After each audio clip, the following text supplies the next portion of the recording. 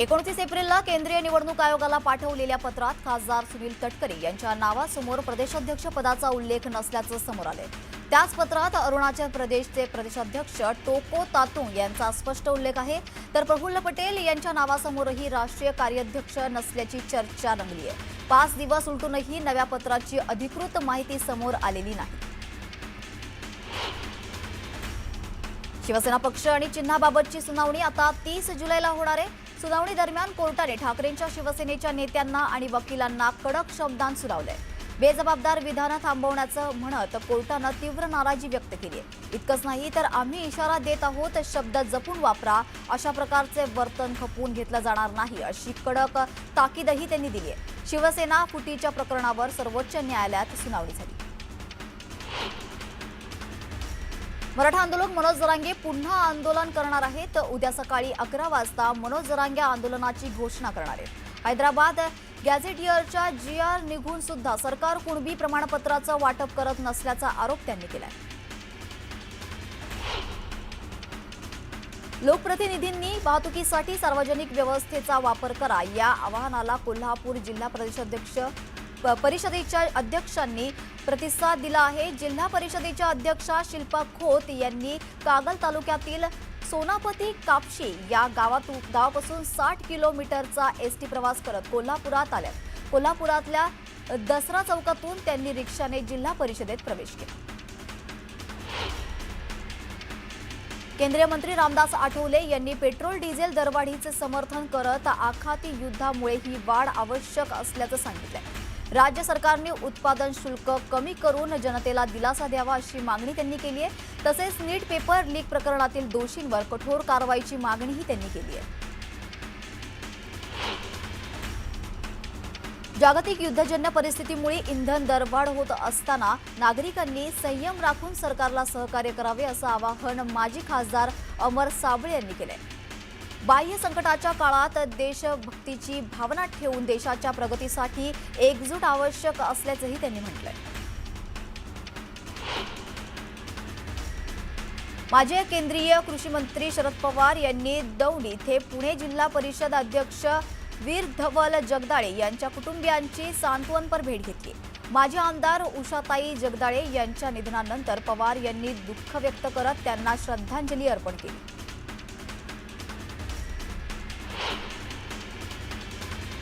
केंद्र सरकारकडून 12 रुपये 35 पैशांमध्ये कांद्याची खरेदी केली जाणार असल्याची माहिती मुख्यमंत्री फडणवीस यांनी दिली आहे। कांद्याला दर मिळत नसल्यानं कांदा उत्पादक शेतकरी अडचणीत सापडला होता।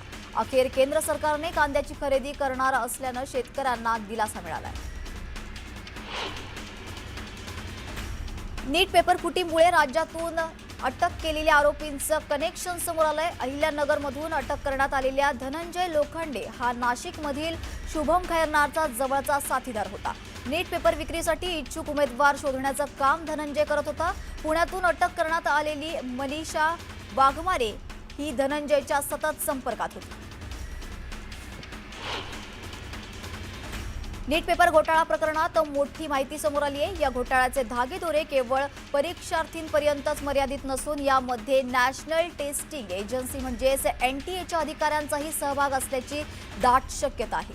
या पेपर फुटीत नेमके कोणते अधिकारी सामील होते याचा तपास CBI कडून केला जातोय। टेंभुर्णी ते पंढरपूर दरम्यानचा 48 किलोमीटरचा मार्ग आता चौपदरी होणार असून केंद्रीय मंत्री नितीन गडकरी यांनी या महामार्गाला मंजुरी दिली आहे। तब्बल 900 कोटी रुपयांच्या या प्रकल्पामुळे भाविकांसह मराठवाडा आणि विदर्भातील प्रवाशांची मोठी सोय होणार आहे। वसई विरार महापालिकेने मान्सून पूर्व तयारीला वेग दिला असून 70% नाले सफाई पूर्ण झाल्याची माहिती आयुक्त BP पृथ्वीराज यांनी दिली आहे। शहरात मुबलक पाणीसाठा असल्याने पाणी कपात होणार नसून विविध प्रकल्पांसाठी जागतिक बँकेकडून कर्ज आणि अनुदान मिळणार असल्याचंही त्यांनी सांगितलं। भाईंदर पश्चिम इथल्या मोरवा स्मशानभूमीत मीरा भाईंदर महापालिकेकडून पशु आणि पक्ष्यांच्या अंत्यविधीसाठी आधुनिक शववाहिनी यंत्रणेचे लोकार्पण करण्यात आलं।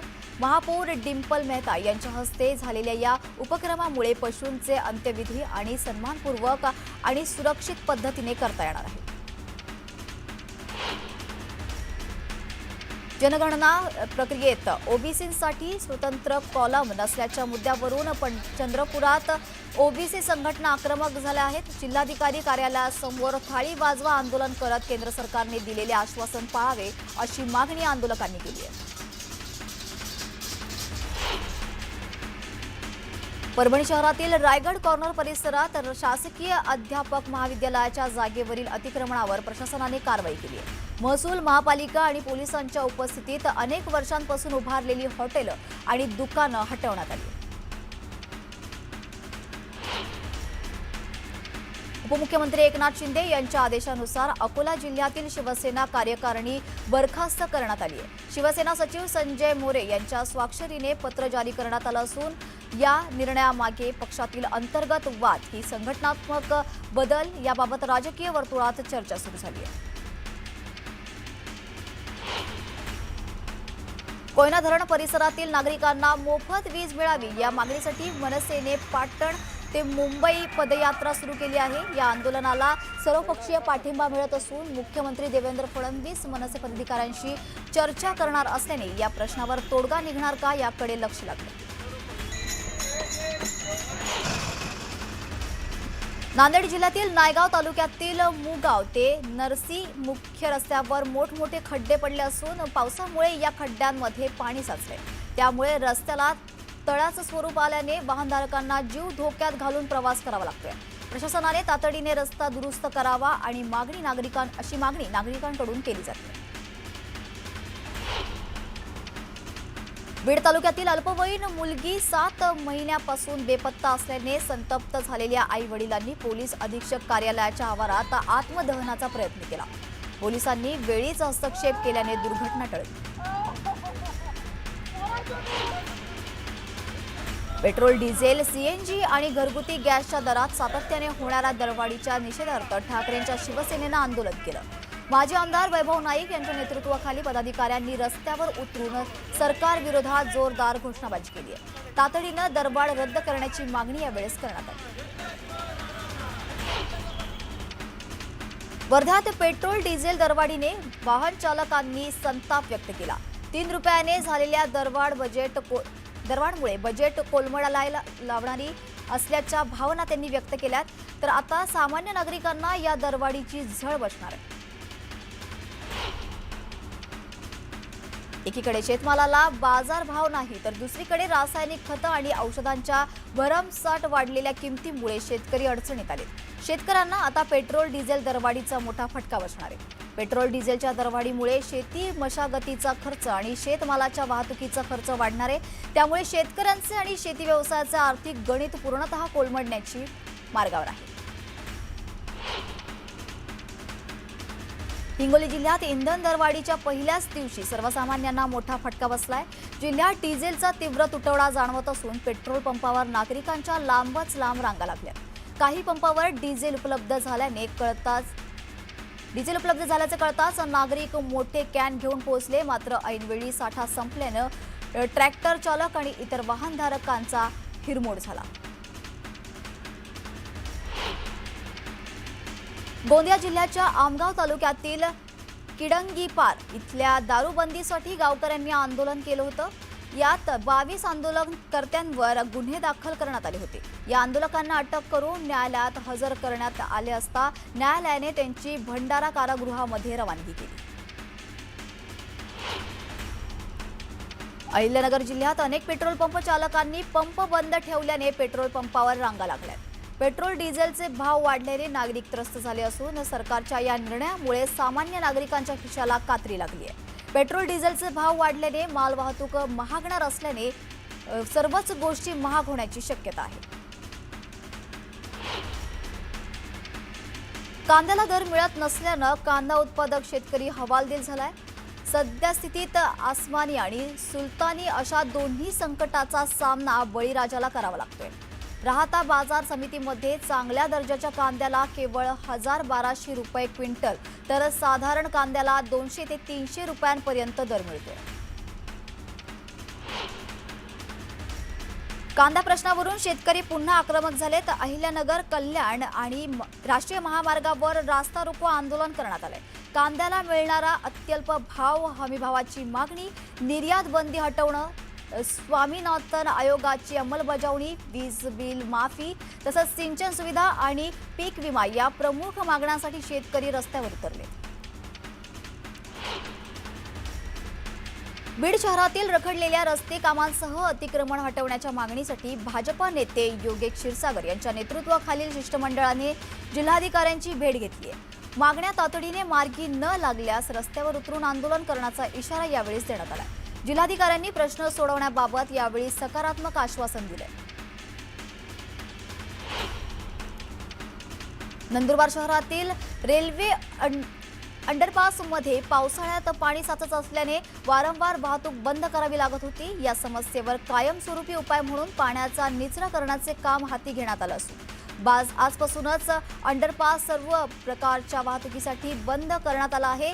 या कामासाठी 6 जूनपर्यंत मार्ग बंद असणार. अमरावती जिल्हा परिषद मुख्यालयासमोर कंत्राटी समुदाय आरोग्य अधिकाऱ्यांनी अन्नत्याग आंदोलन सुरू केलंय. 2 महिन्यांचे वेतन आणि 9 महिन्यांच्या प्रोत्साहन भत्ता देण्याच्या मागणी आंदोलकांनी केली आहे. तर थकीत मानधन वेळेपर्यंत आंदोलन मागे घेणार नसल्याचा इशारा डॉक्टरांनी दिला. सांगली जिल्ह्यात आमदार सुहास बाबर यांच्या पुढाकारातून ट्री आर्मीच्या माध्यमातून हरित चळवळ उभी राहते. पिंपळसह विविध वृक्षांची पुनर्स्थापना आणि लागवड करण्यासाठी हजारो नागरिक सहभागी होत असून पर्यावरण संवर्धनासाठी मोठ्या प्रमाणात वृक्षारोपण सुरू आहे.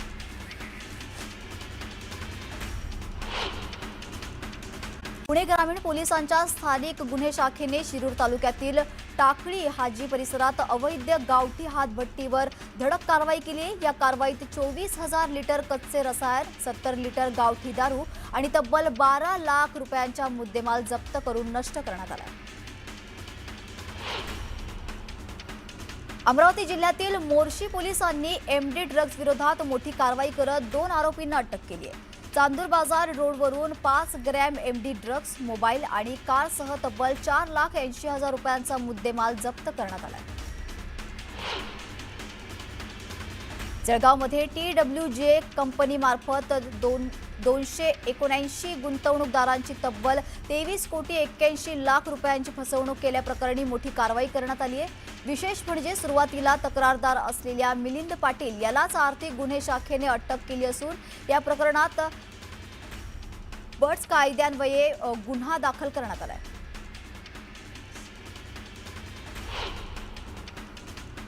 रत्नागिरी जिल्ह्यात अवकाळी पाऊस आणि थंडीमुळे झालेल्या नुकसानाचे पंचनामे युद्ध पातळीवर सुरू आहेत. जिल्हाधिकारी मनोज जिंदल यांनी 20 मे पूर्वी अहवाल शासनाकडे सादर करण्याचे निर्देश दिले असून बाधित शेतकऱ्यांना आवश्यक कागदपत्रे 19 मे पर्यंत जमा करण्याचे आवाहन करण्यात आले.